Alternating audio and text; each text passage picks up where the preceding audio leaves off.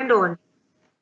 I would like to extend a very warm welcome to Dr. Saurabh Mittal, Faculty Business Analytics and IT, Fortune Institute of International Business, New Delhi, Dr. Satish Ahuja, Principal Director, Dr. Ritu Gandhi Arora, Vice Principal, all the participants from various colleges, staff members and students watching us live on Facebook to today's webinar. The aim of this webinar is to provide a platform to the faculty and research scholars to identify good research papers and to develop their research experience for developing excellent research papers. Choosing the right topic of research and an appropriate journal is very important to ensure quality research in any field, as it paves the way for development of a nation, and academicians play a pivotal role in the field of research. Keeping this in mind, the Research Promotion Cell of DAV Institute of Management, under the guidance of Dr. Sunita Bishnoi, has organized this webinar on the topic Research Paper Development and Targeting the Right Journal. Our visionary principal, Dr. Satish Ahuja, has paved novel ways of connecting to our learners. Our institution is now soaring higher and higher to the pinnacle of education and online learning. Sir, we feel a sense of pride to have such a progressive leader and guide in you, who always supports us in all our endeavors.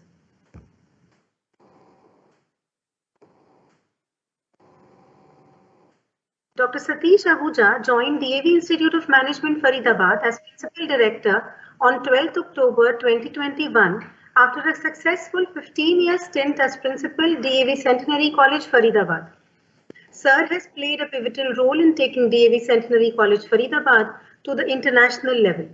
He has many awards, recognitions and honours to his credit, like honour by Professor Shri Kaptan Singh Solanki, the Honourable Governor of Haryana, for his unmatchable contribution towards blood donation in 2016 and for his contribution to social causes in 2018.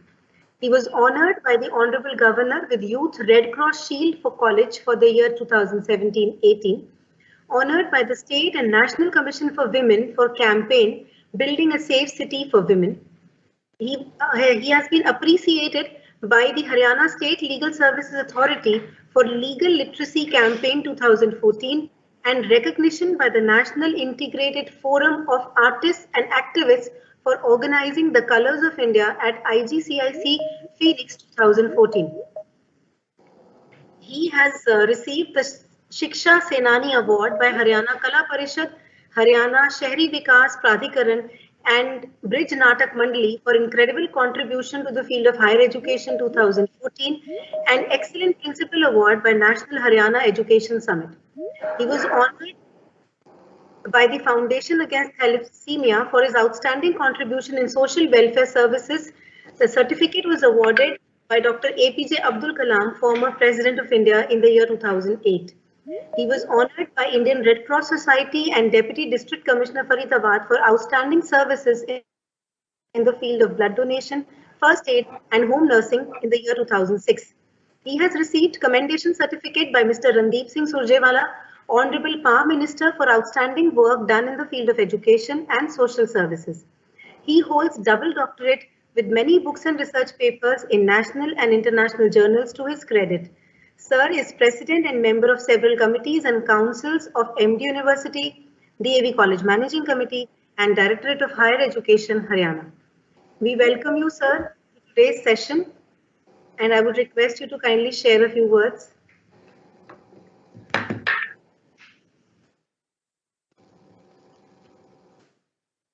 Thank you madam. सबसे पहले तो मैं doctor Saurabh Mittal का thanks करना चाहूँगा कि जिन्होंने हमारी इस रिक्वेस्ट को एक्सेप्ट किया और रिसर्च मेथोडोलॉजी के ऊपर इन्होंने ये हमें इनपुट्स देने के लिए हमारे स्कॉलर्स को, फैकल्टी को, स्टाफ को अपनी ascent the.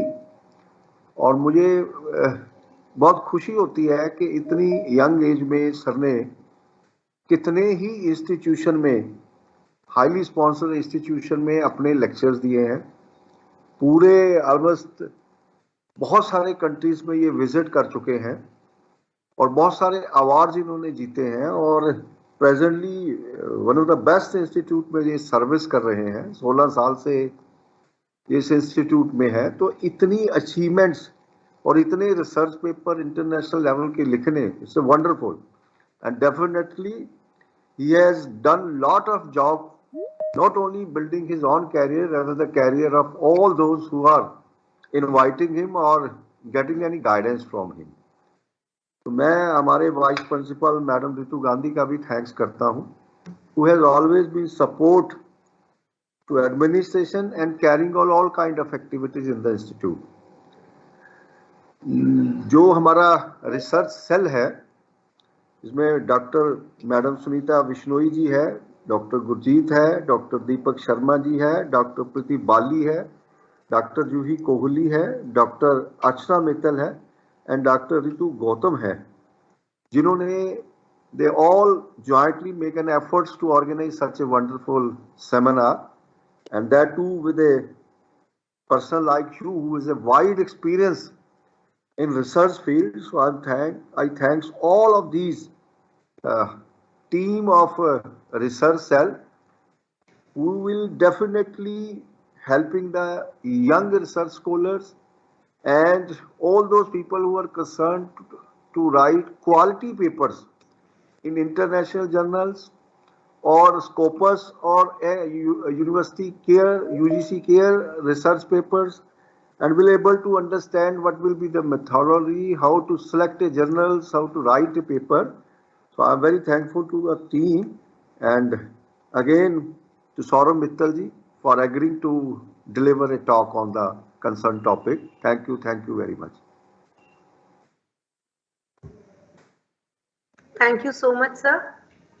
Now, moving ahead with the session, I would like to express my heartfelt gratitude towards Dr. Saurabh Mittal, Faculty Business Analytics and IT, Fortune Institute of International Business. Ahuja ma'am, I will request you to kindly share his introductory PPT with us.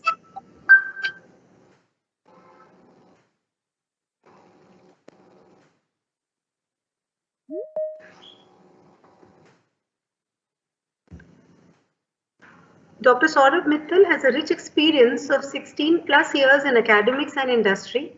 He is recipient of Commonwealth Fellowship Award of British Government for the year 2001. Currently, he is working as faculty in analytics and digital marketing at Fortune Institute of International Business, New Delhi. Prior to this, he has served reputed B schools in Delhi NCR as well as EPFO, that is the EPFO from Government of India. He has successfully organized 10 management development programs, FTPs, 12 international conferences, and 6 national seminars in the last few years. Sir has been invited speaker and has chaired at several corporate events organized by PSTCCI, Ministry of Railways, AICRA, India CSR, SERD, HR Success Talks, other leading academic forums, universities, institutes from India and abroad. We welcome you, sir, to today's session.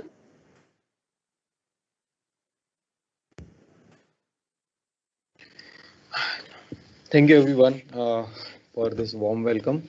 My sincere thanks to Dr. Satish Ahuja ji, Principal of DAVIM, for inviting me for this wonderful session, and the team who is organizing this event, including Dr. Ritu Gandhi Arora ma'am, Dr. Sunita Bishnoi, Dr. Juhi Kohli, and Dr. Deepak Sharma, and other volunteers and the team members, whose name I'm not able to remember. So let us start with our today's discussion, how to write quality research paper for Scopus Index journals. Although my profile is also very humble, around 9 papers I have till now, and 3 more are in the pipeline. So probably by the end of this year, I'll be having a dozen of papers in Scopus or Web of Science. And in today's discussion, I have divided into 2 parts. One, how to write the good quality research paper, and the second one, that is how to find out the good journal for your research paper that you are writing. So probably the first part I will start and try to find out some slot in which we can cover some more part maybe in future about the research paper writing. Let us start discussing about the term of research paper. When I say research paper, what comes to your mind? Generally, people say that it is about working with stack of articles. Lots of articles I have downloaded. I have the library, a beautiful library in my university or the college, and I'm just finding out relevant material that has been published. And I'm hunting the treasure of others' thought, what people have written. Accordingly, I am now trying to develop a particular theory that is going to be helpful in expanding that world of knowledge. So, yes, research paper is more than the sum of your sources. Whatever you have collected, that is not enough. You have to develop something new, right? So more than collection of different pieces of information about a topic, it is more about the review of literature in a field. So whatever has been written, that is written. So it doesn't make any sense that we are simply compiling the data or the text that is written by so many other people on that particular domain. For example, my domain area is mobile marketing and cybercrime. So these are the two major areas where I have been publishing my papers. So what people have written about mobile marketing, that is not sufficient. Yes, that is going to be important for developing that construct that I'm going to experiment with. But definitely when I'm developing the research paper, it has to bring some new idea, some new perspective to the readers. So the research paper analyzes a perspective, or it argues a point that somebody has written a research work in the past in some other part of the world, and I'm trying to argue about it, whether this particular statement or the findings of a research are applicable in a particular scenario or not. Somebody who has written probably that mobile marketing is an exciting domain for the US. So I would like to try and find out whether this particular phenomena, that is mobile marketing, that is relevant to Indian perspective or not, whether people are excited about mobile marketing or not, or whether it is going to be successful business model or not.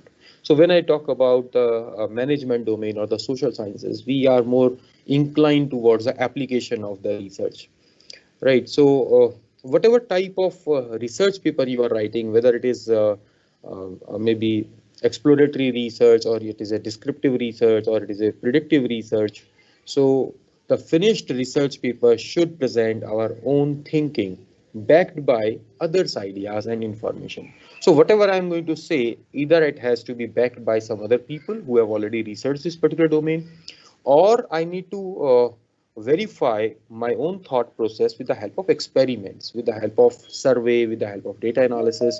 So that all is actually important for the research paper development.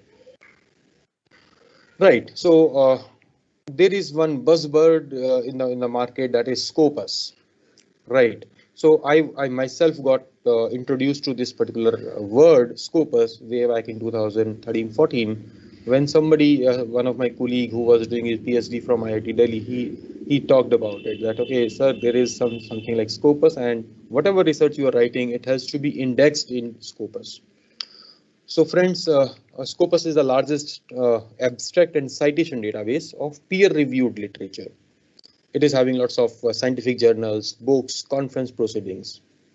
So when we are talking about the academic research or writing for my API score, and the very important term that comes to our mind is UGC care, right? So UGC care is actually a compilation of list of journals which are found to be good quality by the panel of experts at UGC.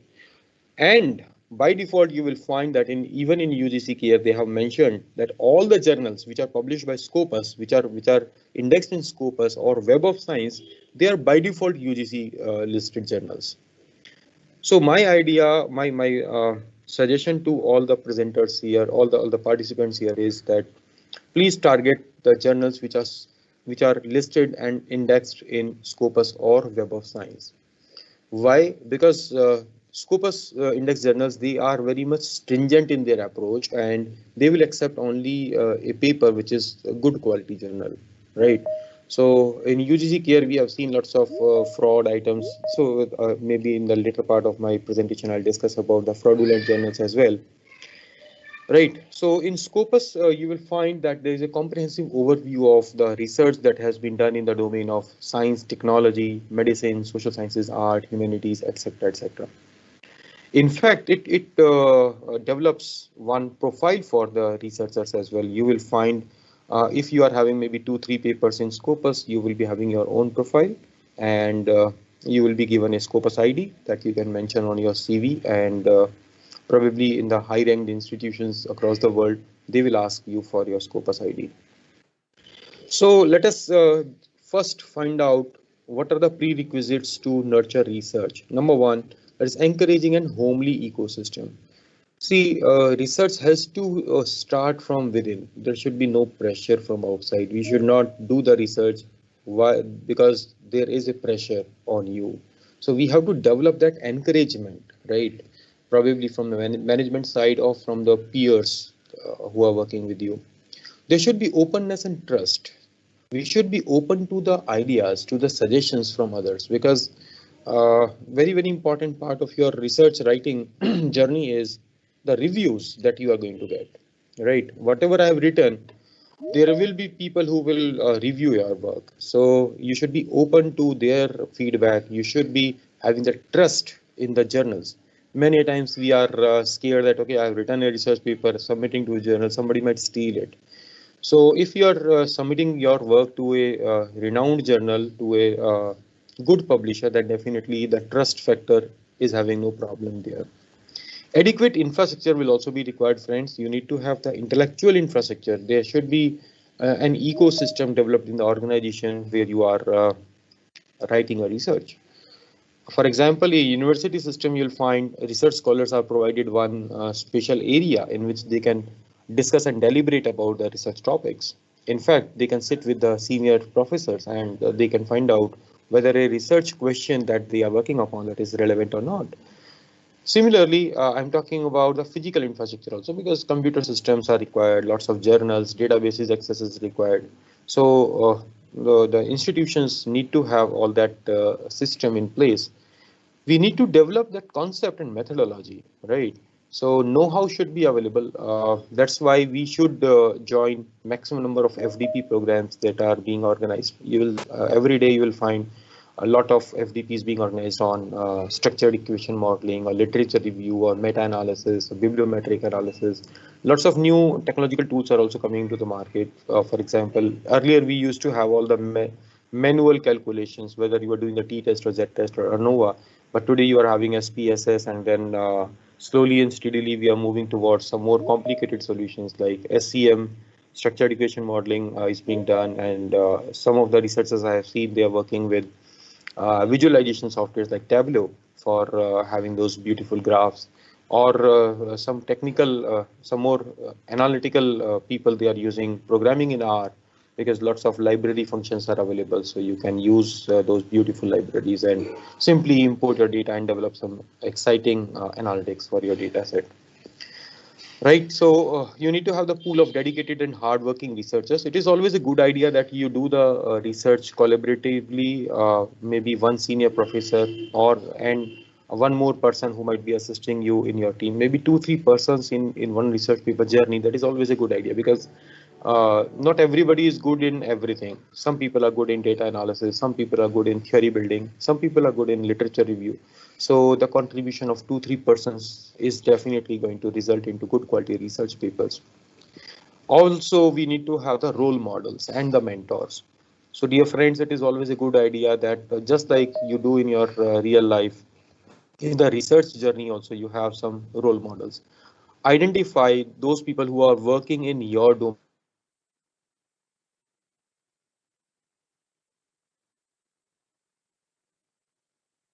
only from India, but from other countries also who are working in this particular domain, trying to identify what is their way of thinking, right? So their research work will give you some insights, some exciting ideas, how you should proceed your journey.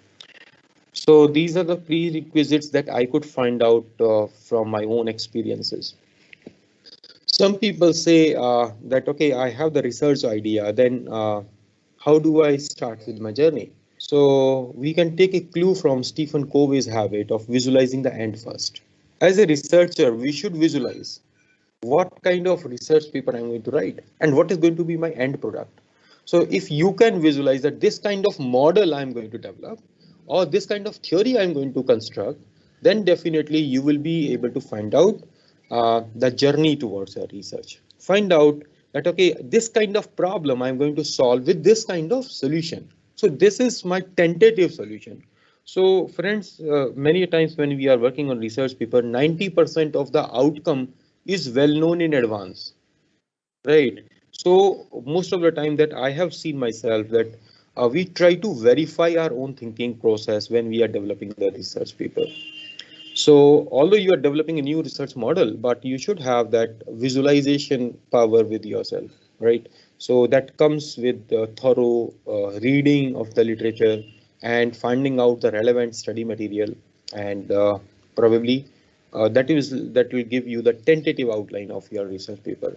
That, okay, I am going to read this kind of articles, this kind of variables I want to identify. These are the categories of variables on which I am going to work. This kind of model I will be having, and probably I have identified suppose 20 variables, but these 20 are not going to be finally in my research model. So probably 4 or 5 might be discarded. But for discarding, I'm doing the data analysis. So data analysis is just one tool through which you are actually verifying your research idea, and you are deriving the outcomes, right, for your research paper. So tentative titles of these 7, 8 sections for your research paper that must be written. For example, I start with an introduction, then I have the evolution of that particular concept. Then I try to develop some theory around it. Then I try to find out the research gap. Then I define my research design. Then probably I do the analysis, data analysis explanation. And finally, we proceed to the findings and then the conclusion. So these are the 7, 8 sections that we are going to work on my research paper, right? So generally, research paper writing is going to be spread into multiple months. Today's researchers, they try to finish the research paper within a month time. That is also happening because the tools are there, and with the expertise that you develop, definitely you will be able to finish your research paper maybe in 1 or 2 months in the near future. So probably at that time you can divide your journey into week wise.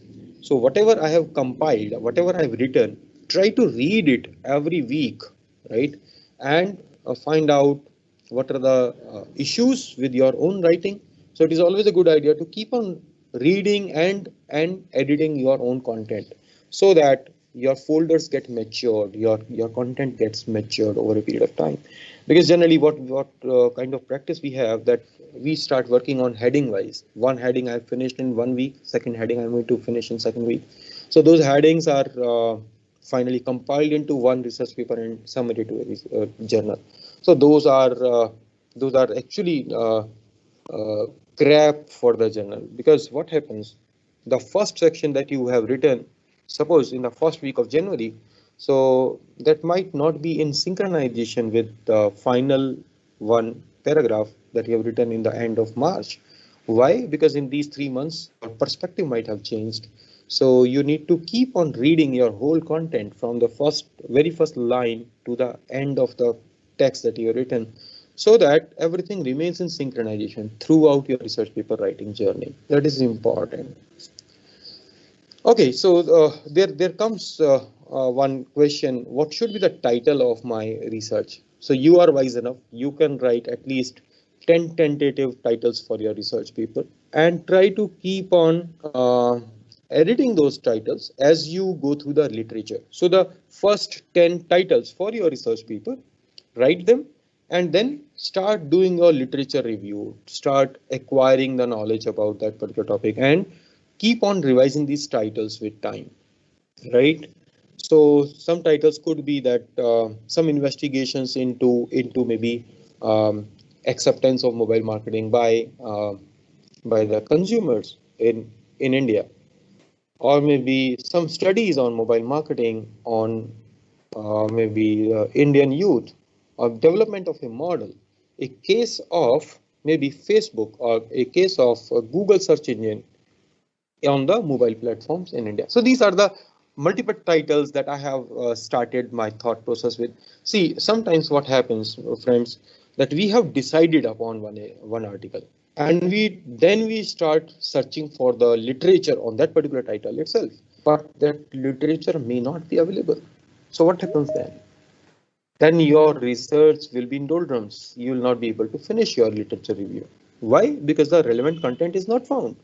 I'm not saying that it is not available, but it is not found because of n number of reasons. Maybe that topic is not explored in detail, so the relevant theories are not found, or maybe your own search is not going to that particular domain, right? That is actually required. So for the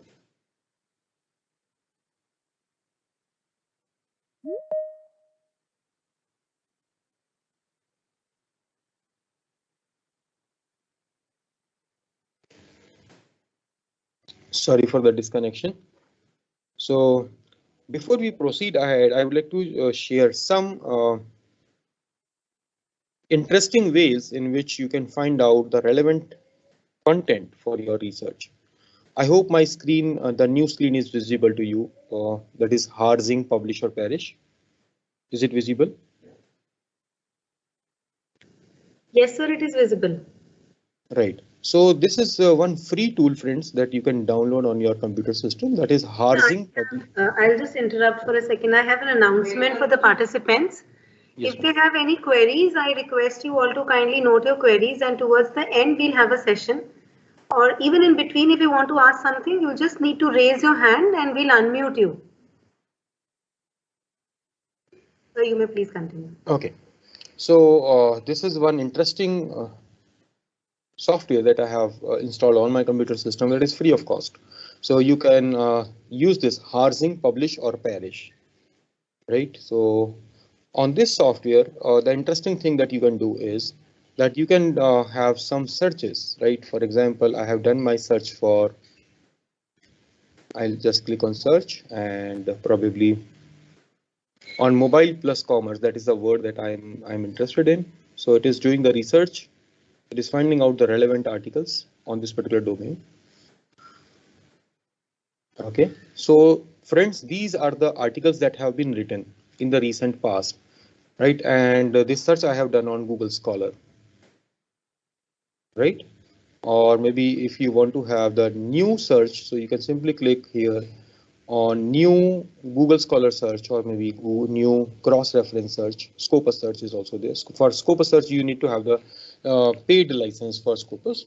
So it is always a good idea to go for the Google Scholar search. And if you want to find out maybe articles with the topic of probably I'll just write mobile marketing.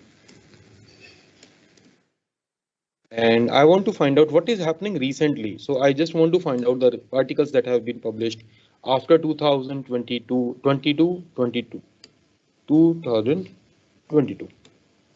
and simply click on search. So it is going to provide me the complete list of articles that have been published with this particular domain on Google Scholar. So this kind of search is going to give you a great idea that these are the topics, these are the authors, right? And these are the journals, right? In one go, you'll be able to find out lots of information that is important for your research journey. Probably I can stop it here. Okay. So in 2022, you can see these are the articles that have been written in this particular domain, right? And these are the titles. So you will be able to find out, okay, in mobile marketing, what are the titles that people have worked upon? Related to that, you can develop your own title, right?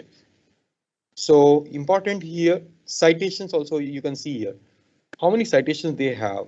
So you can click on this title and you'll be able to see that, okay, these many citations are there.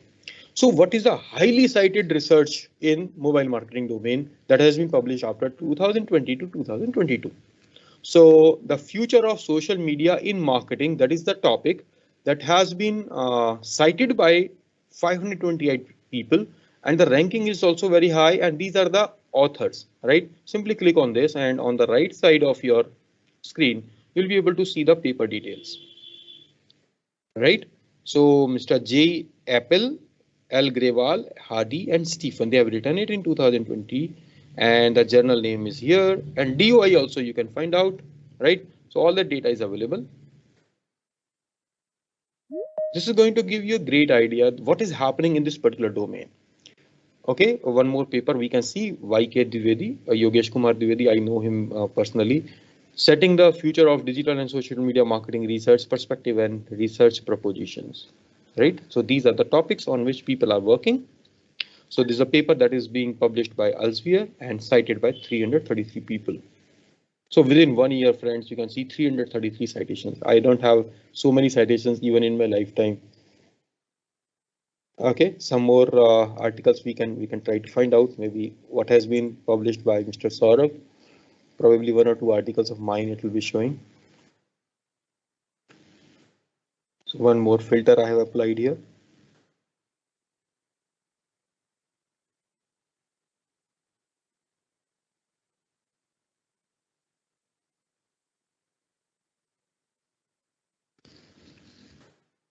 So here we have one paper of myself, a framework for ethical mobile marketing that I can see, mobile marketing campaigns, practices, challenges and opportunities. So these are the 2 papers that I have published in 2020, right? And on the right side, you can find out the relevant details, mobile marketing campaigns, practices, challenges. So you can probably copy the results. So save save as CSV. So probably you will be able to save the data in your computer system and you can do later on your own analysis. So probably on desktop, I can put it, save this data. Yes, I have saved this data. So I'm going to share my screen again. My full screen is visible, I hope now. Good morning, Saurabh sir. Yes, ma'am. Sir, can you please repeat the name of the website? Yes, I'll do that. I'll do that, ma'am. Yeah, please. Like some of the faculty members have missed that. Please, sir. Right. I hope my Excel screen is visible. Yes, sir. Sir, Excel screen, now it is visible, yes, sir. Yes. This is the name of the website. It is actually not the website, it is the tool, right? So the software you can download. Harzing, publish or perish.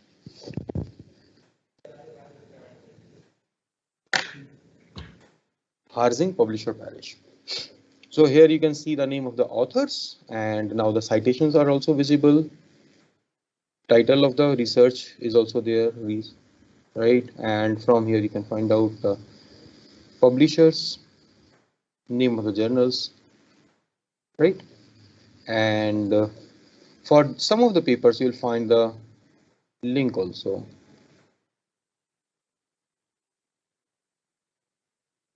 All data set is going to help you in finding out what is happening in that particular domain, right?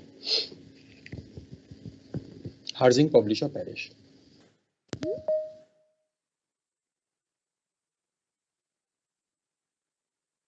Okay, so before we move ahead, probably we can also give you a glimpse of how the Scopus should be searched, right?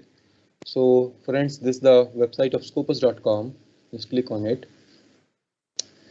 I hope many of you have seen it, but don't know how to properly use it. So first of all, the free things that we are going to use here, probably the person that you have seen in your Excel file that, okay, there was one profile of Bhavya and Sambhav who have written something, or maybe here also you can see Sambhav who has written this paper of role of mass media. Probably I can simply copy it and go to Google, search for this topic, role of mass media.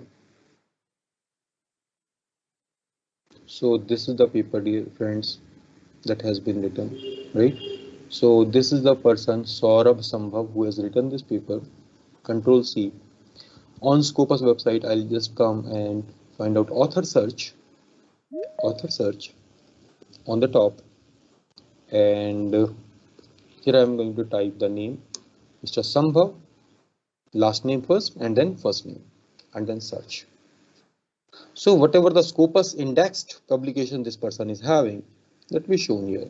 So this person is now in National Institute of Information Technology, Patna. He has got 7 documents to his credit, being 7 publications in Scopus. So other papers by the same author that you can find out here, right? So 7 publications this person is having. These are the citation trends. So only one citation I can see, Mr. Saurabh, right? Probably you will be interested in finding out my name also. So you can search for it. I'm not a great author, right? There are so many people who have got like 120 articles to their name with the same name, but they are into medical science, right? So this is my account. It is showing my previous institution because my last publication, that was Scopus Index, that was with my previous organization. So here you can see there are 8 publications, right? And I have been cited by 16 other research papers which are Scopus indexed. So cited by 15 documents and 8 co-authors I have got, right? And H-index, I hope some of you are aware. We are going to discuss about it later on. So friends, we can simply go to Scopus again and find out the sources. Just click on sources, and probably I am interested in digital marketing, right? And that I want to find out in title. Digital. Let us see. There are 2 journals which are into digital marketing. Journal of Direct Data and Digital Marketing Practice and Journal of Digital and Social Media Marketing. I can click on it, right? So this journal, complete details it is going to show me. Okay, so this journal has been covered in Scopus from 2018 to 21, and this is the ISSN number, that is the unique code that is being given to any journal. Publisher is Handy Stewart Publication. How many citations they have? So they have published 87 documents in the last 4 years and they've got 19 citations. So the citation score is not very good. It is 0.2. Site score tracker. So you can see overall, since the very beginning, they have till date, they have 0.6 site score. That is not a very exciting site score, but still, because it is Scopus, so it carries some weightage, right? Similarly, I would like to see subject area. So if I'm more interested into marketing, so I can simply click on this, or maybe a finer one, I can see marketing, apply. In marketing area, what are the journals? The previous one, the previous search I have to remove from here. So 261 results, friends, you can see here, and they are having very, very high score also, 18 site score, right? So it is a very, very popular journal then. Obviously, once we are very much mature into publication, then we can target this journal. So it is being published by Elsevier. For the last 16 years, it has been into publication 70 to 86. And friends, you can see 583 documents have been published here. And how many citations we have? 10,000 citations. It's a big number. So this is the journal which is doing pretty good, well-recognized journal. And once you are very much sure about the quality of a publication, you can target this one. Site score is very, very high, 18.1. Any journal that claims that they are very reputed or they are Scopus index, it is a very straightforward method that you simply type the name of that journal and find out whether it is here or not. Techno Ethics, one journal I have published my 2 papers, International Journal of Techno Ethics. Okay, because marketing word is not there, so it is going to show me International Journal of Techno Ethics. Friends, it is a reasonably okay journal. So site score is 1.8. So on an average for each and every publication, they are getting around 2 citations. So it is quite good. Site score 1.8. IGI Global Publishing, right? So this is a site score calculation they have shown. Okay. So this way, with this demonstration, I would like to establish some of the basics of finding out the right research paper for Scopus. So before writing for Scopus, you should understand what Scopus is all about, right? Okay. Some people are also getting confused about the quality of journal. So this is one way that you can check it. There is one more website, SCIMAGOJR. Please note down this, SCIMAGOJR, right? So this is the website. Please note down this website also, SCIMAGOJR. That is actually one ranking website that is giving journals ranking or maybe country-wise ranking, but it is also good in identifying what is happening in the research domain, right? So it is linked with Scopus only. So there is one journal into International Journal of Knowledge Management System. I have one publication in this. Let us try to find out what this journal is all about. So it is showing the journal details, Inter Science for Enterprises. You can click on this name.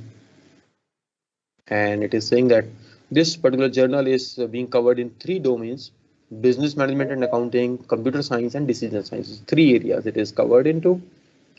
And lower the page, you will find out scope of this journal. So they have picked it from the Scopus website, right? What are the quality score? What are the similar journals? So these are the 3-4 journals we can see: Journal of Knowledge Management, GBR, Knowledge and Process Management. So these are the journals which are similar to this one. This is also a fantastic way that, okay, these are the 4 or 5 journals I can list down for which I can target my papers, right? Okay, so how many public documents they have had in the last couple of years? So you can see 2020 they had around 21 documents. How many citations they had? So they've got a good citation, 74 citations here and 69 here. So this journal is doing pretty well in the last 3-4 years. 2017 onwards they are doing very good. And how many citations per document they have? So this number is also quite okay, around 1 they have. And one more keyword that is being used by Premier B schools now, that is quartile. So here you can see it is Q3 journal. Q3 means that in computer science applications, this journal is counted to be in quartile 3. Means suppose there are 100 journals in this particular domain which are indexed by Scopus. Among the Scopus index journal, it is in the range of 50 to 75. There are 4 quartiles: 1 to 25, 25 to 50, 50 to 75, 75 to 100. So out of the total number of journals, it is in the 3rd quartile. So 3rd quartile is okay, but definitely among the Scopus index journals also, to establish what is the better journal, which one is the lower quality journal, they have this concept of Q1, Q2, Q3, Q4, right? So definitely if you are more confident about your publication, then you should target a journal which is into Q1 or Q2 category. Q3 is considered to be little average, or Q4 is considered to be an entry level publication into Scopus. So you can find out which particular journal is into which category, right? So this Q3 is also for computer science application. It is not for business management. As I said in the very beginning of this one, see, there are 3 categories: business management and accounting, computer science, and decision science. In these 3 categories, this particular journal is listed. So in computer science, it is Q3, but it is not necessary that for business management and accounting also it is in the good quality journal. So probably you can do one thing, copy this again and go to Scopus sources.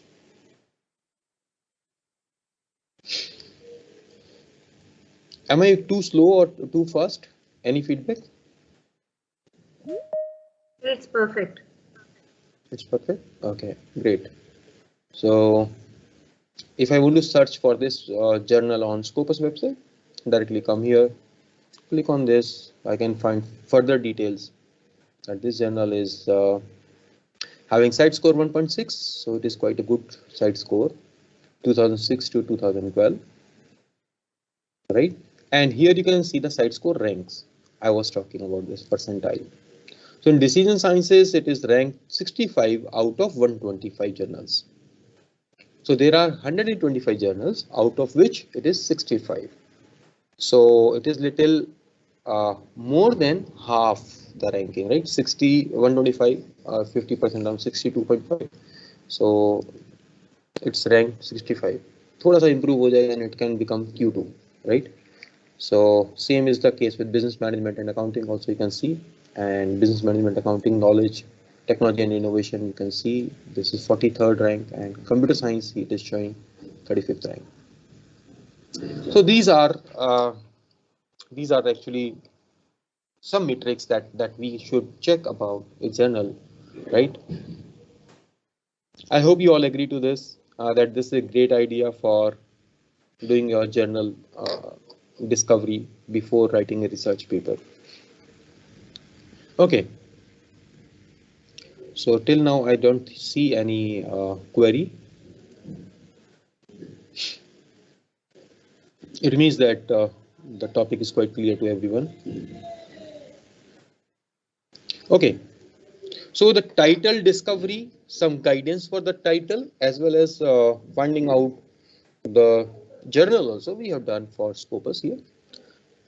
Friends, according to that, we should also find out the list of 25 to 30 possible keywords, right? Because you are going to find out the relevant publications, right? So for publication finding, you can find out 25 to 30 keywords that is going to broadly match with your area of research. When I was talking about my publication and even my PhD thesis, it was on mobile marketing. So the keyword that I was targeting was not mobile marketing only. I was searching for search engine marketing. I was looking for display marketing, digital marketing, email marketing, SMS marketing. So all those constructs that were there in my mind, I have written them down, and accordingly I have found out the relevant content. Because what happens when I'm writing one variable for my construct, so that particular keyword that is going to help me in finding out the relevant research, right? So when I'm writing about SMS marketing in my PhD thesis or my research paper, so I'm looking for publications in that domain, in the domain of SMS marketing, right? So I can quote that these people have written about SMS marketing and they have found that SMS marketing is very good contributor for the corporate success, right? So for that, I will be downloading my research papers based on these keywords. So it is important for us, right? So once you have downloaded your content, then you prepare with a list of around 25 good journals, right? So with a good quality impact factor, right? And the list must be utilized in communicating the research work. So once you are downloading the content, you should refer to these journals. Once you are ready with the journal, with the publication, you should apply to these journals. Editorial policy and sample also should be found out, right? So we have to see what kind of editorial policy a journal is having, because there is a high chance that your paper will be rejected by a journal if it is not complying with the editorial policy, right? And if your formatting is not as per the requirement, whatever format they have decided, then definitely your paper will be cancelled. So friends, let us talk about some quality aspects of the research paper, right? So some areas that I'm going to discuss here, that is abstract writing. Generally, it is a practice that people start writing about the introduction part, and from the introduction, they pick the first paragraph and put it in the abstract. Or their abstract and conclusion that almost remains the same. That is a very, very common problem, right? Please don't forget that abstract is the first paragraph that will be read by the reviewers also. If the reviewer doesn't find your abstract exciting, then definitely your paper is going to be rejected without going through the content, because they will get confused. They will not waste their time, right? Who is the reviewer? Reviewer are people like you and me, probably some more senior people, right? So any renowned author who has been considered a good reviewer for a paper, they would not like to waste their half an hour reading your research paper, which is not having any head or tail, right? So the head has to be very smart, only then the reviewer will go to the tail, right? So abstract has to provide the information on the key aspects, right? You should start your paper abstracts with the rationale of the study. Why this? Why this topic is important? Why have you done this research, right? First of all, you should give a proper justification that this particular topic is emerging or it is relevant, and the research is not done in this particular domain. Why? Or the research is done, but that needs some more additional aspects to it, right? So you have to also discuss the underlying theory that you are going to prove, or you want to verify, or you want to develop. The main hypothesis can also be discussed in the abstract, that I am going to check whether the people are having any major impact on social media marketing when they are making their buying decision. Why you are doing this? Because the people are using internet, people are using social media to a large extent, they are spending lots of time, right? So this becomes an imperative for the marketers that they understand that yes, whether their social media marketing is having an impact on the buying decision of the customers or not. So that is important to have that particular hypothesis in the abstract itself.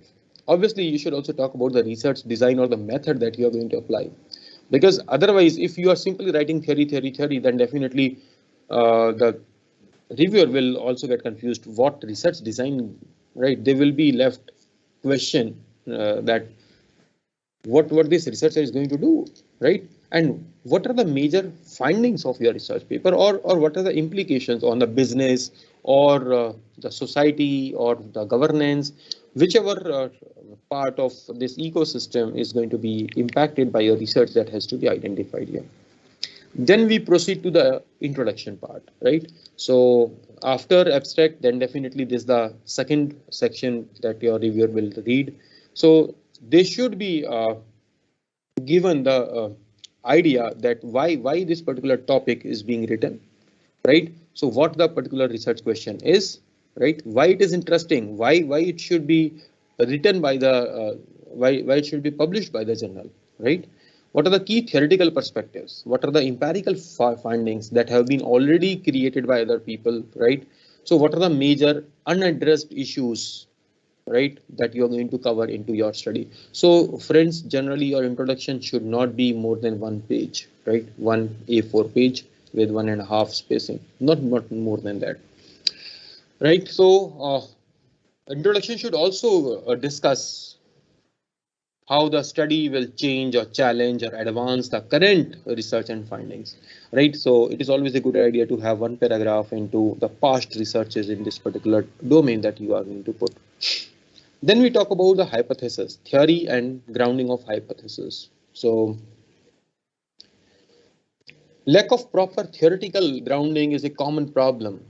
Many a times we don't use any theory and directly start writing our own ideas, our own gut feeling. So it is not about gut feeling. The gut feeling has to be verified and supported by some established theories. For example, technology adoption model is there, or IDA model is there, or different models for different domains you can find out. So without a theory, there is nothing to pull the study together, because the theory gives you that platform on which you can build your own model, right? So a literature review or showing the variables, that is not sufficient. You need to use those variables in line with the theory that you are going to develop, right? So the primary purpose of theory section is to ground the hypothesis.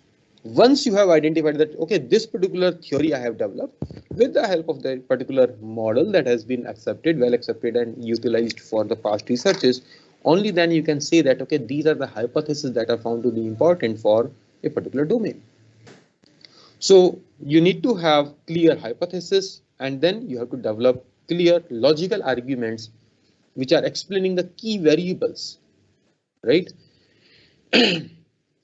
So literature review should be done. Obviously, it is important, right? But we need to be very much balanced in our approach, that the previous researches should be utilized, and you should also develop your own novel thinking, Because without your own thinking, nothing is going to work. But your own thinking has to be supported by the literature, the past literature. Either the past literature is supporting your thinking process or it is going to contradict your thinking process, right? You will say that, okay, these are the papers that have been published, but I find that there is certain issue that they have actually not covered a particular aspect of the phenomena that I'm going to study. For example, friends, when I was working on my mobile marketing paper, I was able to find out that, okay, in-game marketing was not covered in many of the research papers that have been done in mobile marketing domain in the past. So that particular new aspect that I have included in my model, that is why my idea is novel. That is why it should be covered in your journal, right? So don't focus exclusively on the argument and ignore the prior related research. It is also important, friends, that whatever you are writing, try to find what are the best cited publications in that particular domain. And you should cite them in your publication also. Because if you are ignoring these articles, it means that you have not done your enough literature review, right? Reviewer will also be able to find out your depth of literature review when they are able to see the relevant, good quality citations in your publication, right? Failing to cite highly relevant studies lead the readers to question the value of your contribution. They will ask you, dear, you have not done your own literature review, how you can give one new perspective to this particular domain. So it is important, friends. So research design that needs careful planning so that later on there should be no problem and there should be no surprises. So there is no harm in connecting with the people who are into data analysis, right? So with whatever research problem you are going to study, you should discuss it with the people who are into the data analysis domain, right? So statistics, what kind of test is applicable, right? In fact, at the various stages of your research paper development, you should consult with the people who are good in data analytics, right? So there should be no mismatch between the research question and the research design. Many times we are talking about the exploratory research in a research design, but actually the questionnaire that is not exploratory in nature, that goes beyond it, right? Inappropriate or incomplete model specification, that is also one important domain that we need to be very careful. Prior to making operational decision, we should develop a new construct, right? The authors which are developing a new construct, they should articulate the definition and boundary of the new construct. Friends, that is a very, very important thing, that what is the boundary, what all dimensions you are going to cover, right? That is important.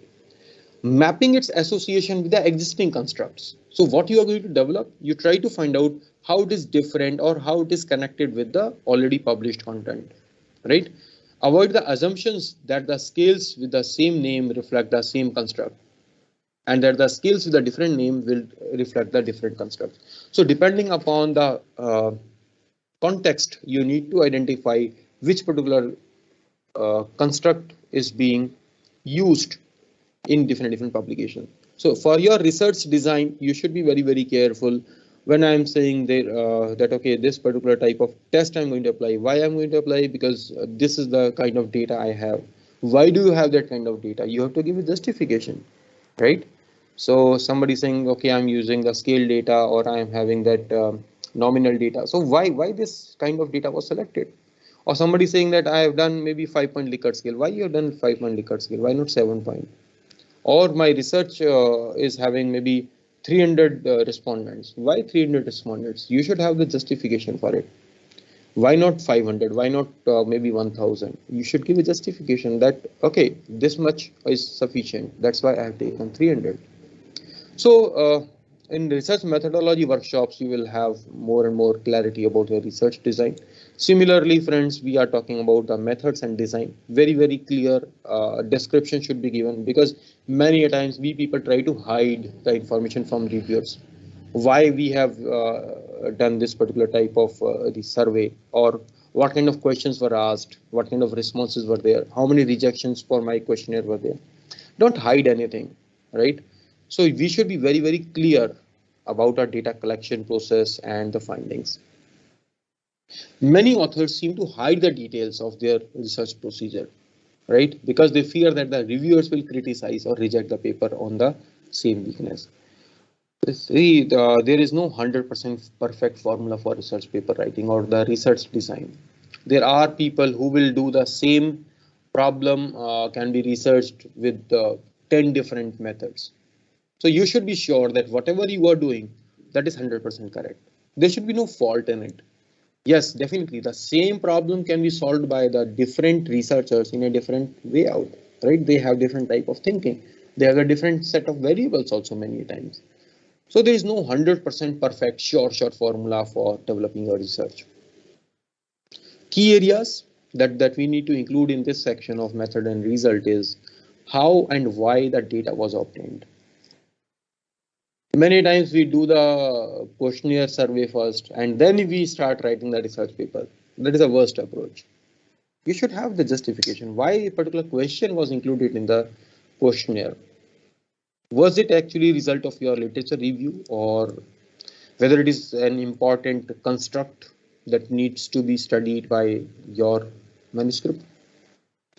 So it is important why the data was collected and how it was collected, whether it was random sampling, whether it was convenience sampling, or whether it was interview method, whether it was a focus discussion, or it was simply an observation method, right? So we need to be very careful about it. Many times people get confused about the primary and secondary data also, right? So I'm not going to discuss about all those dimensions because that but in this particular theme that we are covering today. Okay, one more key area that is important, how the data were analyzed, what kind of tests you have applied, what kind of screening you have done. The data was there. So whether the data was validated or not, whether your sample was sufficient or not, right? So, and what was found, that is also important for the methods and results. So lack of completeness, clarity, and credibility, these are the three main problems in the methods and results section, because of which you will face rejection. Let us talk about completeness, right? We need to ensure that the complete description has been given, how the data was collected, what kind of analysis we have done, right? All the methods should be declared, right? So that, see, very important friends, why you have adopted a particular method. So there should be some logic behind it. So whatever you have written, definitely there will be lot many research in the futures who will be willing to conduct a similar kind of research in a different setting. Probably you have done the research in India. Somebody in Africa would like to conduct the similar kind of research. So if your method was okay for India, they would like to follow it in Africa also. So is your paper giving the complete detail of how the research was conducted? It is important. So you should mention it. Including an appendix, it is always a good idea, whatever data analysis you have done. So you should put it in the appendix, right? The outcomes.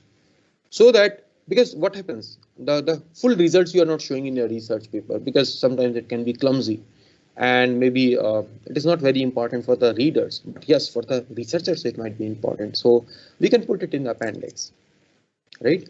And many times the reviewers will also be very much sure about your findings if you have shared your outcomes in appendix section. In reporting the results, it is important to specify the unit of analysis, sample size, control variables, and dependent variables, right? So completeness of your research design is important for the reviewers. Clarity. If you can clearly define what has happened, why it has happened, only then it contains some weightage, right? Not reporting how the measures were adopted is a common problem. Many times people will start simply doing the research with a questionnaire without describing which variables and why, right? So the reviewer will contradict that, okay, I found that there are certain more variables which could have been included. Why you have not included? That's why I am going to reject it, right? So those are certain areas that you need to be very clear why you are using these constructs. Provide a justification for the modification, why you have modified an existing model, right? Providing the empirical validation also. In the result section, you need to relate the findings to the hypothesis, right? So these are some areas that are important for getting the go ahead from your reviewers. Credibility is also important. So you need to discuss why a particular setting was chosen, why you are doing your research in Delhi NCR area. Some people say that I am doing it in Delhi NCR. Why Delhi NCR? Why not a whole India? If you're doing it online, then why you don't conduct this across the countries also? So you have to be very clear. Credibility has to be very much there, right? So you have to provide the sufficient evidence of reliability and validity of the measures that are being used. That my test was valid, my p-value was okay, my sample adequacy test was found to be correct, my factor analysis was showing proper loadings. So you need to be very clear about your research findings. Discussions and implications, you have to provide clear and compelling answer to the original research question, right? So you should give a clarity how a study will change or challenge or advance the existing theoretical understanding. So discussion and implication is one important area that most of the rejections will highlight it, right? That your implications are not valid. We could not find any substance in your research, right? So that substance thing that comes into implications and discussion, because sometimes your research might be referred to a reviewer who is not very good in probability data analysis, but they are masters in a particular domain. So those people, they might not go into the number crunching, but they will be more interested into your abstract, introduction, and discussions and implications, right? So these 3-4 areas they will focus upon, and if they are not finding it very much exciting, that they might say that, okay, this kind of research has already been done, so I don't see any good value addition, right? Or it is not extending the body of knowledge in this particular domain. So the paper might be rejected. Why? Because the implications and discussions are not being done properly. So summarizing the overall calculations or data analysis is important. Sometimes we rehash the results, right? So what is needed in the discussion section is a thoughtful interpretation of why the findings are important. You have to give a proper mention of it and how they change the conversation, right? So whatever research was already done, how you are actually expanding it, or how you are rejecting some of the preconceived notions about that particular topic, right? Also, meandering is one more problem that we do in the discussion and implication. So sometimes we lack focus around the key issues. So we are writing n number of things, but we are losing the sight from key area that we are trying to derive. Overreaching, deriving the conclusions that are outstripping the data. Sometimes my data is saying something else, I'm saying something else. I've seen very frequently that people are saying that, okay, 56% of the respondents are of this particular view, but 56% is not representing the majority, right? Majority means 70-80% or 90% of the respondents, right? Even if your sample size is very small, then generalizing the findings, it is sometimes impractical. So we have to see whatever discussions and implications we are making, that should be on the basis of maybe the literature or whatever data analysis you have done, that is important. Otherwise, your discussions are carrying no weightage. References, a very important area, friends. I can tell you that some of the good quality publications, they have only 10 or 15 references. Why? Because unnecessarily having 100 references, it will actually make your manuscript more and more difficult to interpret. Nobody is going to confirm those 100 published items for one research paper. First, for PhD thesis, it might be okay. But for the research papers, having those 100 pub papers is not a good idea, until unless it is a bibliometric analysis or the meta-analysis that you are doing, right? So those who are aware of these two analyses, they might agree to me that there might be 100 plus references. But for general topics or the quantitative analysis, you may have maybe 10, 20, 30 references, that's it. But which particular references to keep, which one to avoid?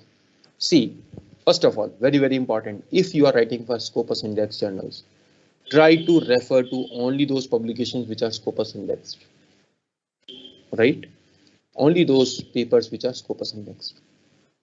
Those who are low quality journals, definitely they should be avoided, because it shows that whatever theory you are going to develop, that is being built on the reference of those publications which are themselves not very good, right? So whatever you are building with a low quality research is going to be the low quality publication for you. So you should actually use those references which are themselves proven, well cited, published by the good quality journals. Good quality, I mean to say, which are maybe having an impact factor of maybe 1.5 and more, right? That is a minimum, right? As you progress, maybe you would consider those papers which are having maybe 5 or 5 plus impact factor. So those are the good journals. Friends, it is important that you use the correct spelling of author's name, proper volume and page number of the source, right? So whenever you are downloading any research paper for your literature review, so it is always a good idea to create one MS Excel file, and one Excel file you have created which is having the title, journal name, author name, page number, volume, everything should be there. Because many times what happens, we lose the sight from those papers, right? So at the end you get confused, okay, this particular line I have taken from some sources, but I've forgotten from where I have taken it. So it is always a good idea to have all your references in one folder in your computer system and create an Excel file, right? So whenever you are citing it, you can simply put that citation in the text, and in the references you can add the complete reference, right? So acknowledge the seminality and to give the credit where credit is truly due, right? So it is important that you are acknowledging the previous work. More robust and rigorous studies should be given more weight. This is what I was talking about. Optimize the scope of references, right? Omitting the important references fails to give the credit where the credit is due. If you are ignoring the important publications in your domain, then definitely it is your fault. You should not do it. Too many references that can also distract the readers while adding the unnecessary length to the manuscript. So you need to strike a balance. So unnecessarily small list should not be there, and long list should also not be there. And friends, very, very important. Once you are ready with your manuscript, proofread, proofread, and proofread. Why I have written 3 times? It can be 10 times also. Do the proofreading yourself. Take the help of friends. Take the help of people who are very good in English writing. You have to check the spellings. One spelling mistake can actually showcase the poor quality of your manuscript.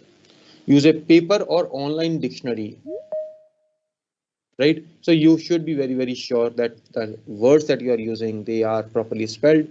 Capitalizing the beginning of each sentence is also important. Many times we ignore this fact.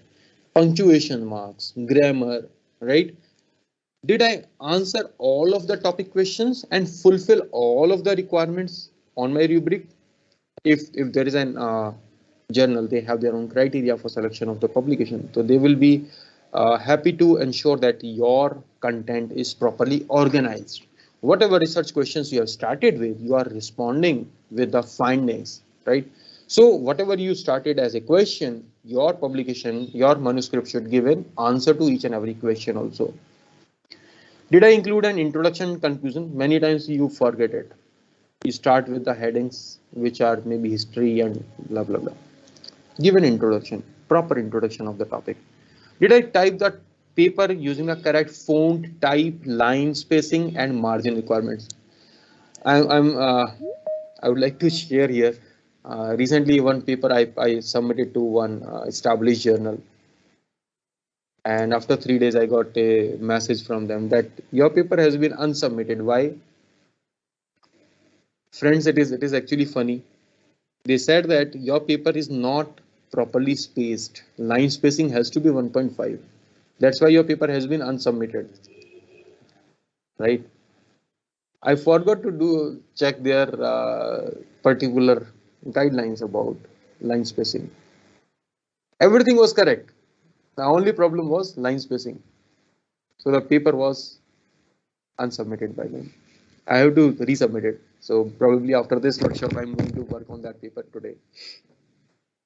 Did I paraphrase all the content? Paraphrasing is important, right? Did I use the parenthetical notations for the quotations or not? Parentheses are being used, quotations have been used. How you have written your content? Do my sentences make sense when read aloud? Right? It is always a good idea that you read it aloud and see whether it is going in a flow or not. Right? Have I had my paper peer edited? It is always a good idea. As I was talking about in the beginning, that having 2-3 persons in your team, it is always a good idea. So probably there could be one established researcher who is going to help you in your paper writing. Does my paper flow well? So as an author, you also understand whether the paper flow is correct or not. And some established researcher can also help you in finding out whether the flow is correct or not. And bibliography is also important, whether your bibliography is proper. Friends, one more important area that we should do, that we should have a printout of the research paper before submission. And the page of references that should be given to your friend, and the content, the theory of your paper that should be in your hands, and whatever citations you are doing, do the cross checking with your references.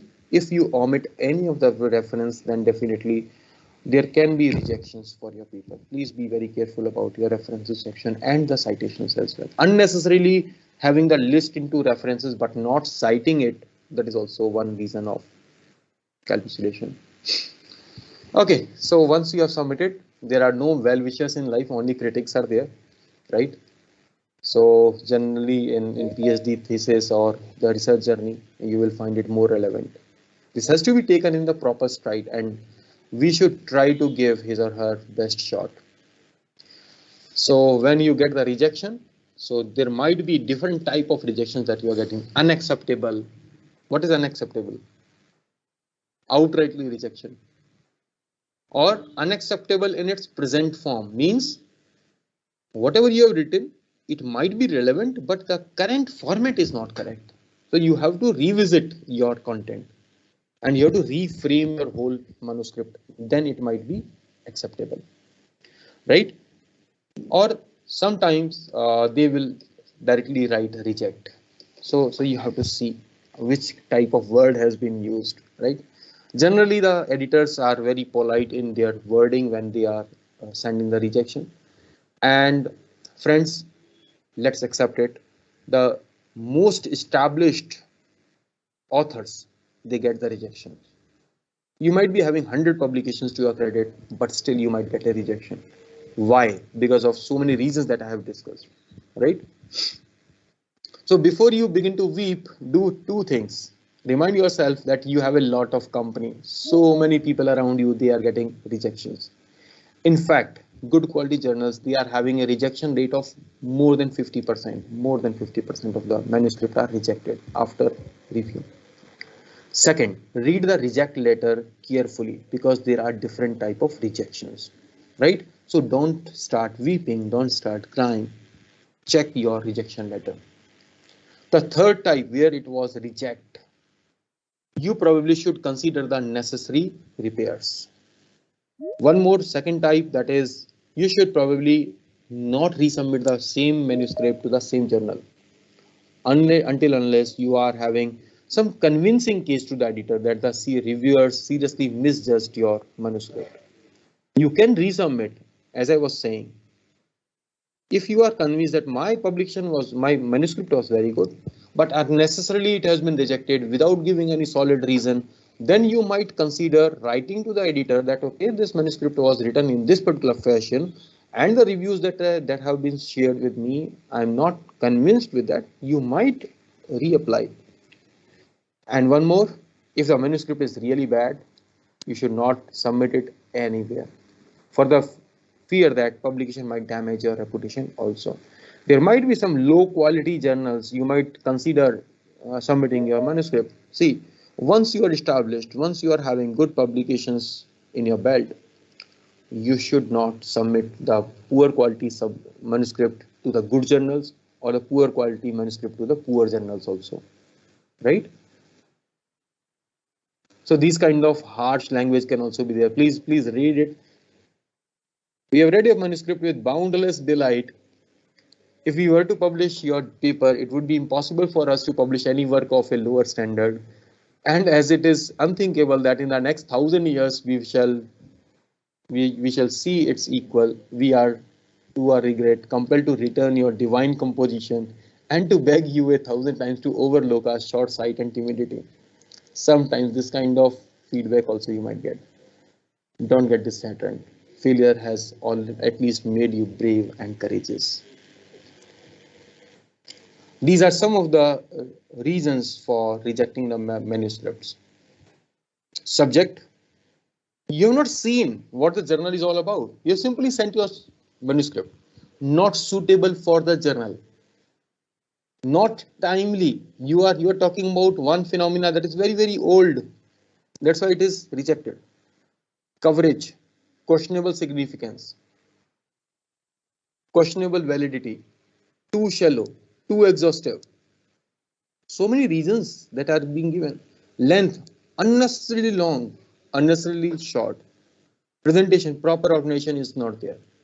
Ineffective expression, ineffective or unusable illustration, failure to follow the style guide. I hope these all reasons, all my dear friends in this presentation, they will agree that these things can be resolved before submission. I believe all of you agree that all these issues that can be resolved, right? Only with 2-3 rounds of self-reading. Read your manuscript yourself 2-3 times, or refer to some good friends who might be helpful in giving their true feedback to you, and accept their feedbacks, right? Don't consider that your friends have actually any kind of animosity against you. They are not your enemies, but they will actually protect your manuscript from getting rejected, right? So you will find that people are writing manuscripts which are looking like a rough draft. They have simply compiled the content and they are simply pushing it to the journal. That is not a good idea. Manuscript is unusually long, formatting is not there, font is not proper, inconsistent font. See, I've seen many of the manuscripts which are having Times New Roman, Arial, or Tahoma, so many fonts in the same paper. Even the text, somewhere it is left aligned, somewhere it is justified, somewhere it is one line spacing. Friends, I get lots of PhD thesis for the review. So even in the PhD thesis, people are not doing the proofreading.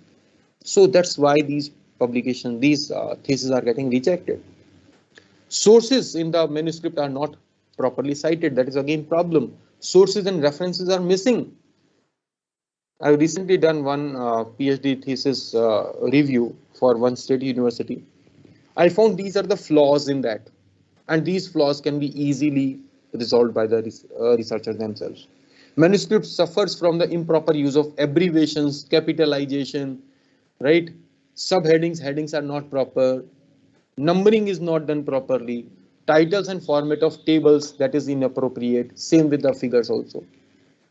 So basic writing and presentation skills that are problematic, fragmentation and lack of integration of the content that you have written, lack of significance, poor research design, description of the method is not proper, untidy presentation of results, lack of proper structure and organization, inadequate and sloppy discussion and implication sections.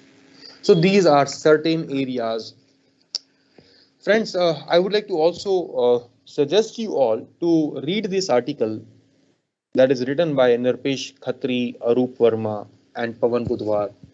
Commonly observed shortcomings in the manuscript submitted to the management journal. It is a fantastic article which has given in-depth analysis of various aspects. Right? I believe I have taken sufficient time. Or do we have some more time so that we can cover more areas, or maybe in the next workshop we can cover that? Yes, please.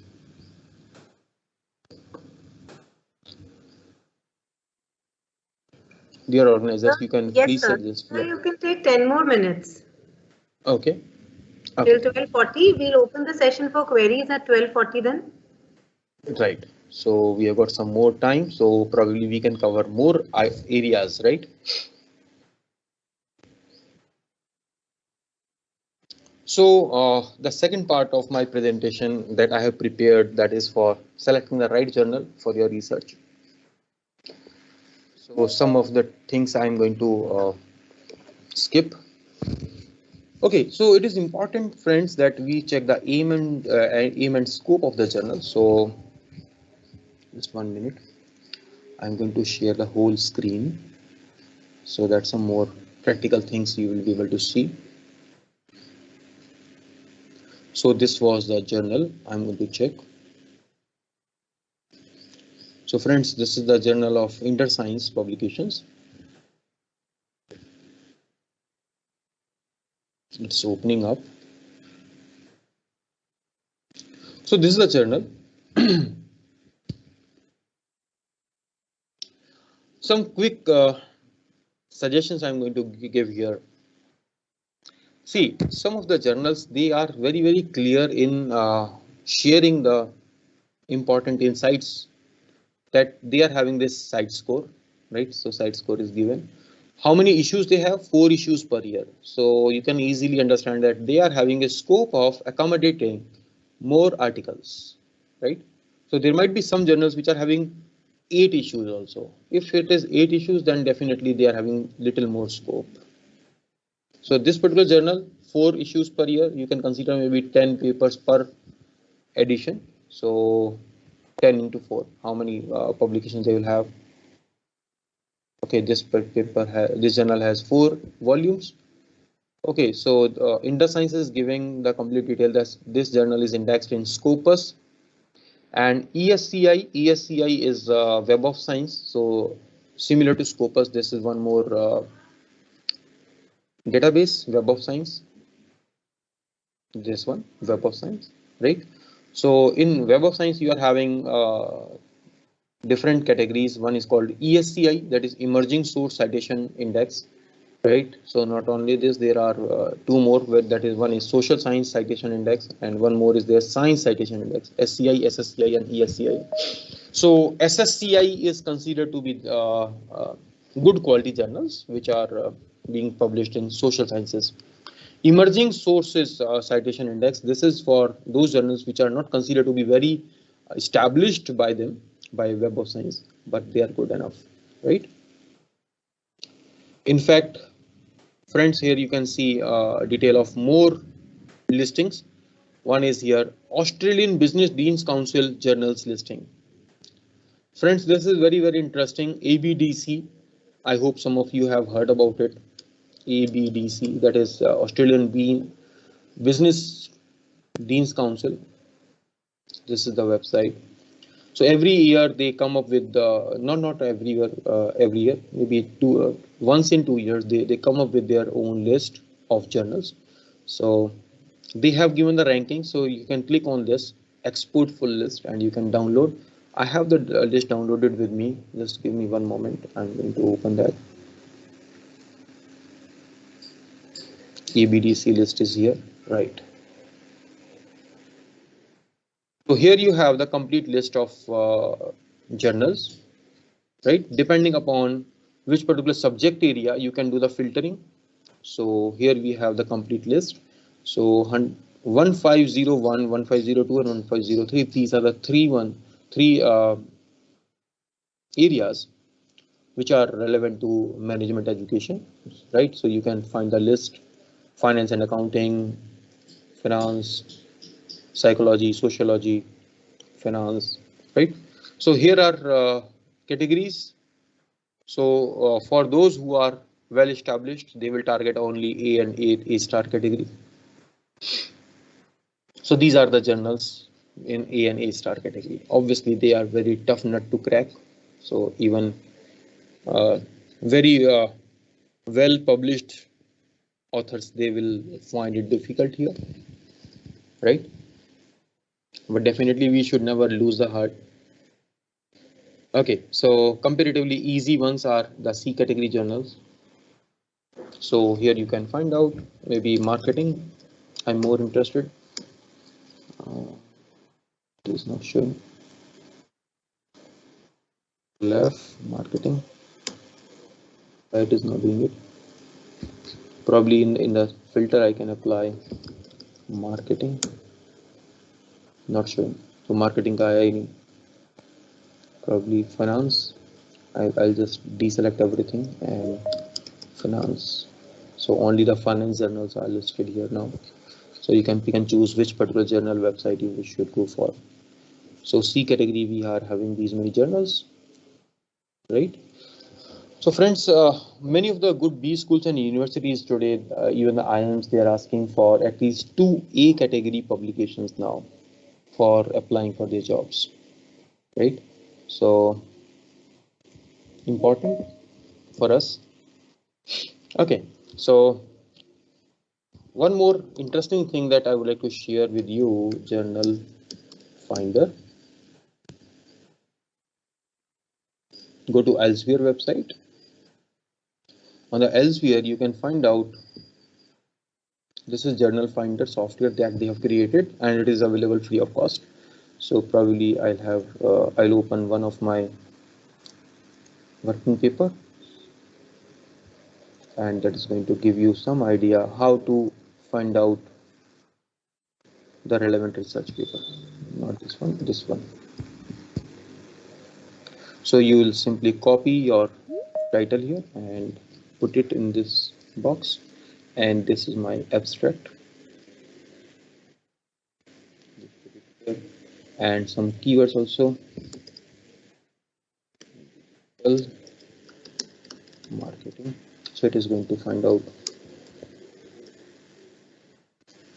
digital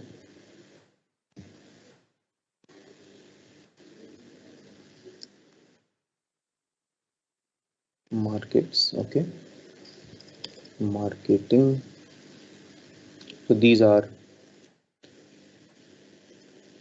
some information I'm providing. Social sciences, find journal. So friends, this is a list of all the journals. 49 journals it has matched from their own Elsevier list of publications. So here you can pick and choose which type of journals you are looking for. Citation score, because I understand my paper is not so high quality, so I should not target more than 10 citation score. Probably up to 4 is good enough for me. So 14 journals, right? Okay, so Journal of Japanese and International Economies, Gastronomy and Food Sciences, Discourse. अच्छा ये तो कुछ irrelevant पे चला गया. Let us see all citation score. Let us see. So International Journal of Information Management, that is the matching score. You can see the out of 5 boxes it is saying 2 boxes are matching, means 40% matching score is there. Citation score is very high, so it will be tough nut to crack. Acceptance rate, friends, I was talking about 50% acceptance rate, but here it is only 6% because it is a high quality journal, so they are having lots of submissions. Very important here, many times people say that I want my publication to be done quickly. So time to first decision, 2 weeks only. In 2 weeks you get the first decision. Time to publication, 12 weeks. So it is quite a fast journal. If you are confident, good quality publication, then you can apply in this one, right? Telematics and informatics, again a high impact factor journal. Acceptance rate is little high, 9%. Technology in society, little less site score, but acceptance rate is much better, 14%. So you can pick and choose. Here you have one journal which is having 30% acceptance rate, but that may not be so relevant to my search criteria, right? Similar to this, you will find lot many more filters. Impact factor wise also you can see, time to publication also you can see, which are the good quality journal as per your content. So 30 journals it is now showing. Technology in Society, that becomes the best journal in this particular filters. It is quite quick, acceptance rate is good, impact factor is also okay, right? So similar to this, on all the leading publishers, you will find journal finders that can be important for your paper submission. Okay, so if you want to find out some more details about this journal, just simply click on it, and it is giving you the complete information here. Site score, list price of article, publication charges. So probably some of you might be confused about the paid publications, so maybe later on we can discuss about it. Subject areas, recent articles, if you want to read those, what kind of articles it is publishing right now. So you can find out, okay, e-services is there, human ecology, journal scope also you can read, benefits, or you can click on this website and you'll be able to find relevant details about it. Okay, who is the editor-in-chief, and recent articles. It is always good to download some of the sample articles also. So some journals, they share the sample articles so that you understand what is the writing style or formatting or citation method. So all that can be done with the help of that. So submission and publication is giving you complete online method here, right? Editor-in-chief details. So lots of information is available, right? So do your research before submitting your paper to any of the journal. That's a good idea. Authorship, from which particular country they have more authors. So obviously US 118, China, these are the two leading countries, and India is also there. So you can see some publications. India is doing pretty well in publication in the last couple of years. So these are the most downloaded articles of this particular journal, most cited articles of this journal. Okay. So abstracting and indexing, this journal is indexed in sociological abstracts and SSCI, this Web of Science that I was talking about. And these are the other Scopus is also there, obviously. Right? Okay, so I believe that's all for now. So some of the practical things also we have covered, which particular aspects of the research journal we need to check. It will be helpful to you in doing your own discovery of writing journal for your paper. So we can take some questions, probably then we can wind up. Yeah. We can see one raised hand. Thank you so much, sir. Just in time. Yes, We have the session now. It's open for queries. We have a query from Miss Monica Khatri right now. Pooja ma'am, if you can unmute her.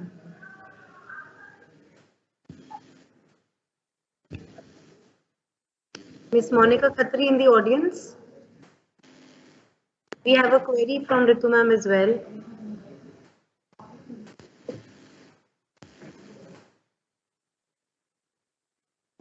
Monica ma'am, you can unmute yourself.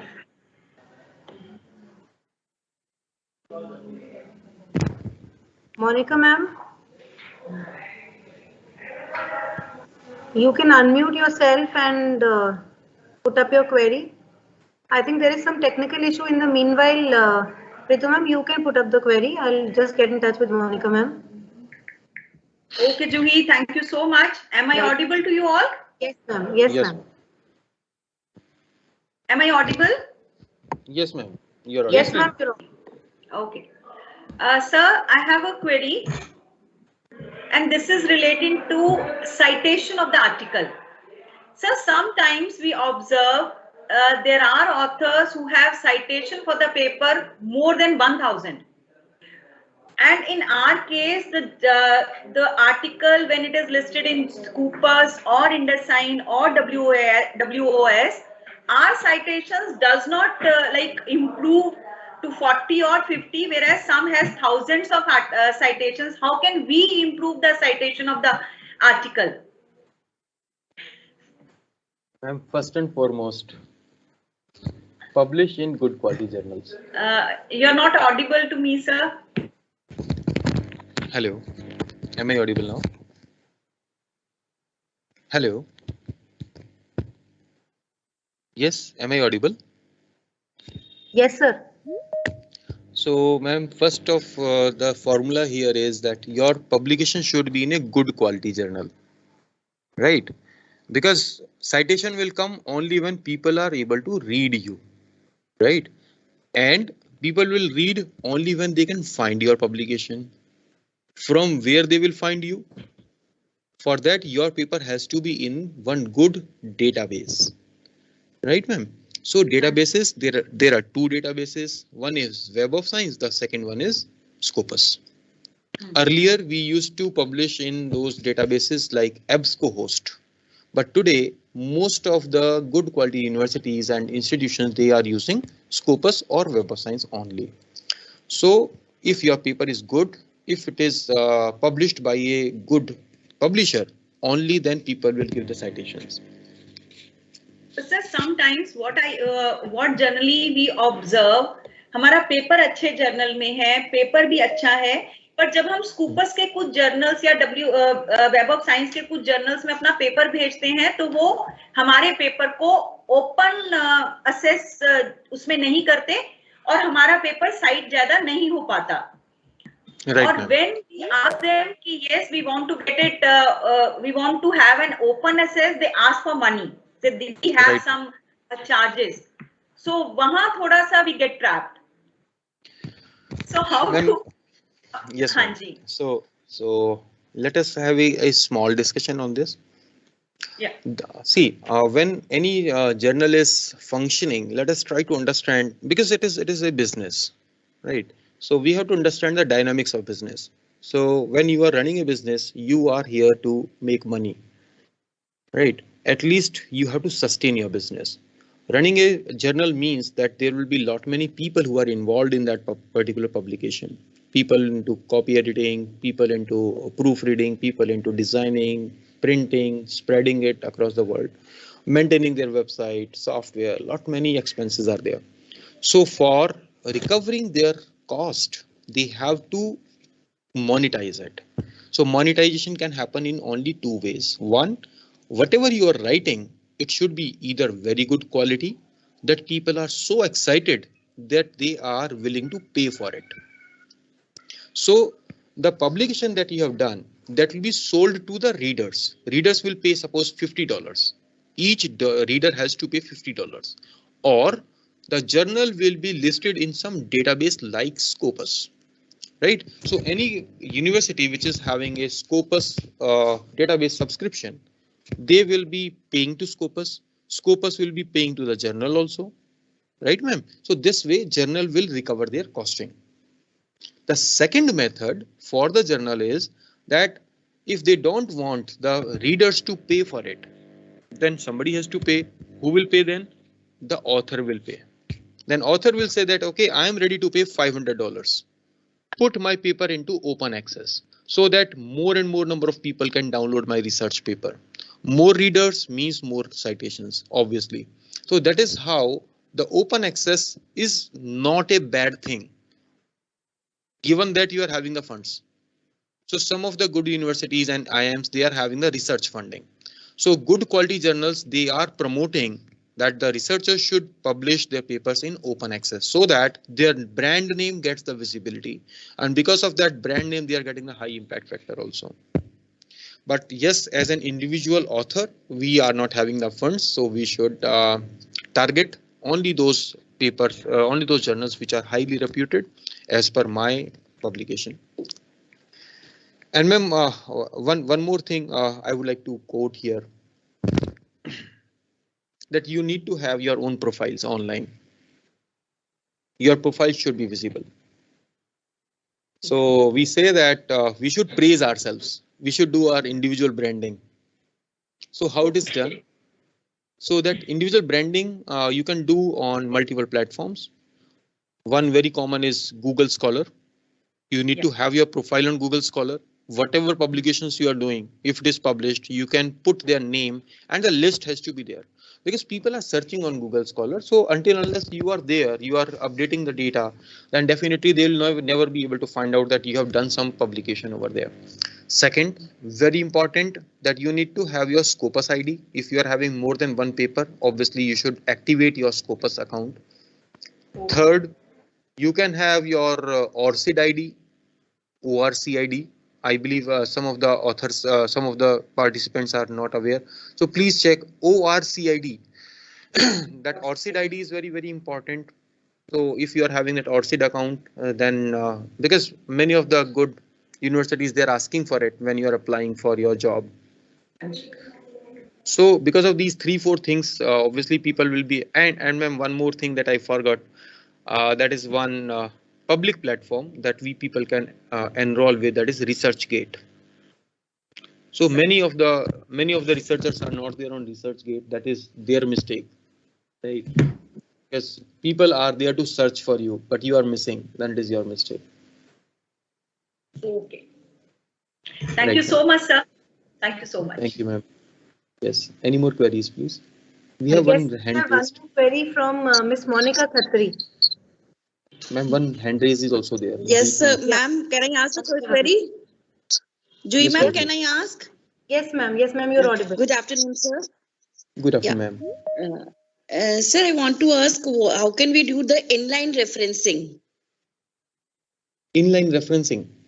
Yeah. Ma'am, that is not required for most of the journals. They ask for the citation only, and all the sources that has to be in the bibliography or the references list. Generally, what people do is when they are taking the content from website, then they are going for inline referencing. But that is also not a good idea.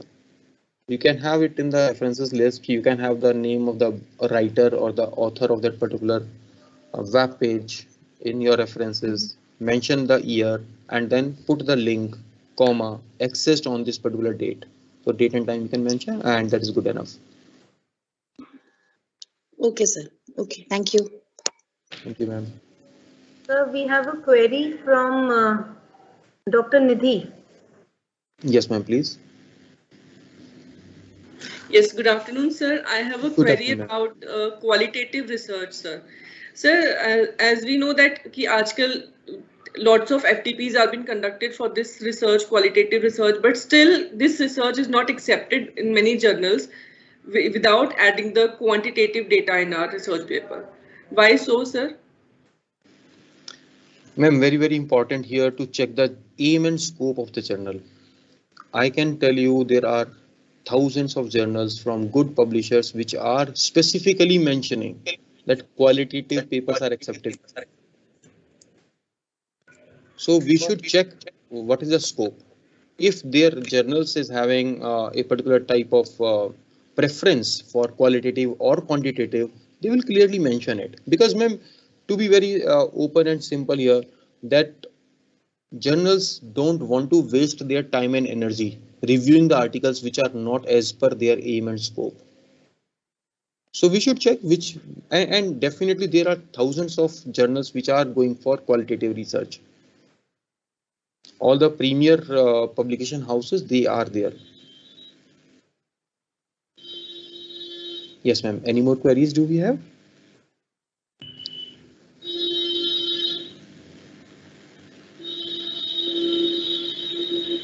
I believe. No, sir. There is no other hand raised from the audience. If there is any other query, we can take it up. No, sir. There are no more queries from the audience. Right. Thank you very much, ma'am. We will wind up. Sure. And Ritu ma'am, with your permission, shall we wind up with a formal vote of thanks? Sure. Now I would request Dr. Sunita Bishnoi, convener of the Research Promotion Cell, to kindly extend a formal vote of thanks.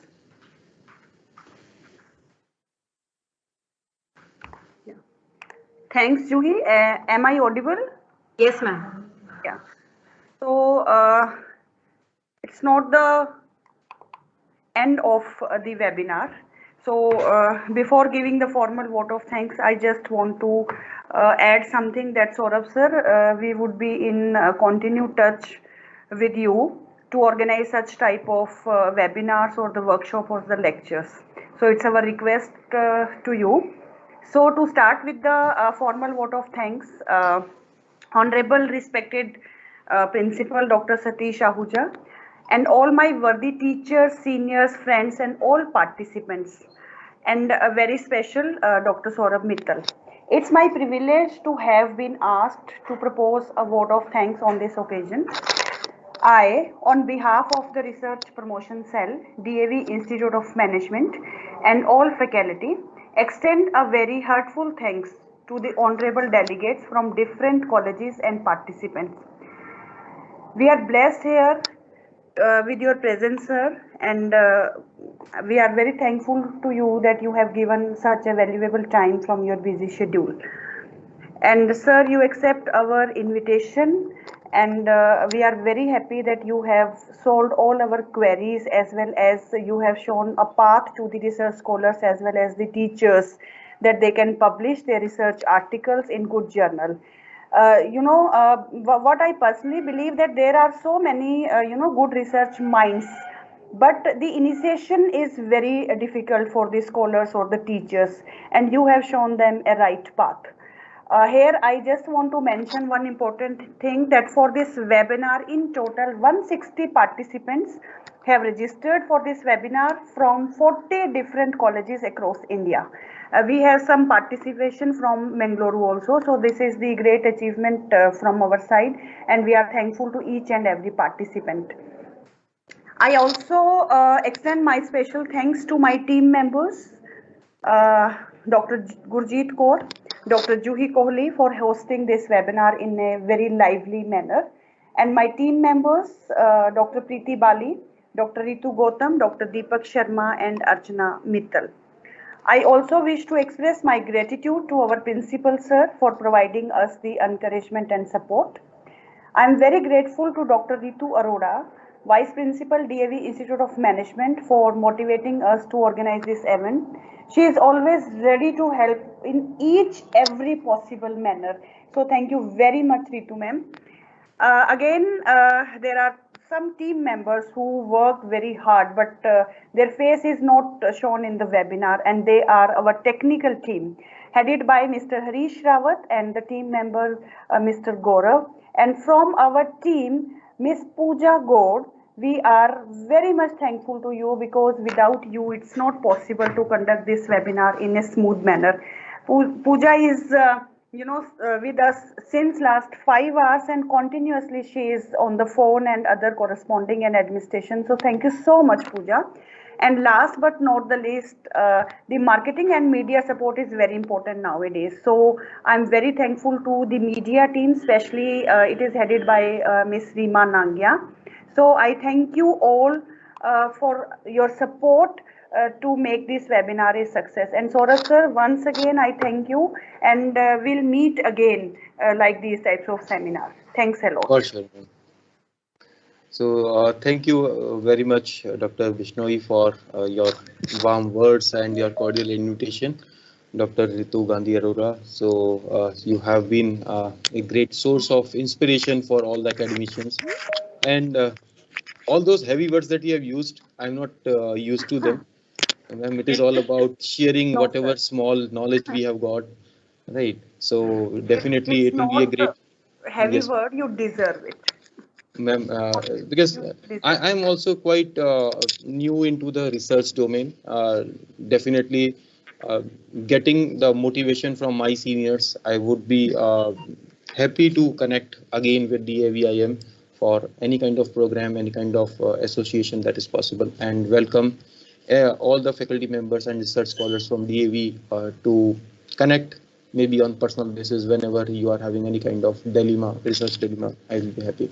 Yeah, thank you very much, all the organizers and Dr. Kohli for your wonderful She handling is of the our stage. strength. She is our Yes, strength. and I should never forget my dear friend She, Dr. yes, Deepak Deepak. Sharma. people. So sir has been following up very well, sharing all the details on WhatsApp and email, calling Yes. up. Continuously, So he is working since last 2-3 days, and right. even minute to minute updation he is giving, and he has managed all the WhatsApp group emails and information to the participants, everything. I was just looking the WhatsApp group. There were so many messages that we are not able to join. He is giving answer to each and every participant, as well as handling the teams, etc. And my team members are my heart. They are so good, excellent. And thanks all the participants for your patient listening. So sometimes I believe my session got little more theoretical, but I tried to put it more lively with my own experiences. So thank you very much for your patient listening and inviting me for this webinar. Thank you very much, all the organizing team. Yeah. Ahuja sir, want to say something? Sir, हैं? Ma'am सब meeting में तो हैं, mic share. Okay, Julie. So have a nice day ahead to all of you. Thanks all. Thank you everyone. Thank you, sir. Thank you, I'll sir. sign up. Thank you, Ritu ma'am. Thank you, Smita ma'am. Thank you, Saurabh sir. Forward you again. Thank you, sir.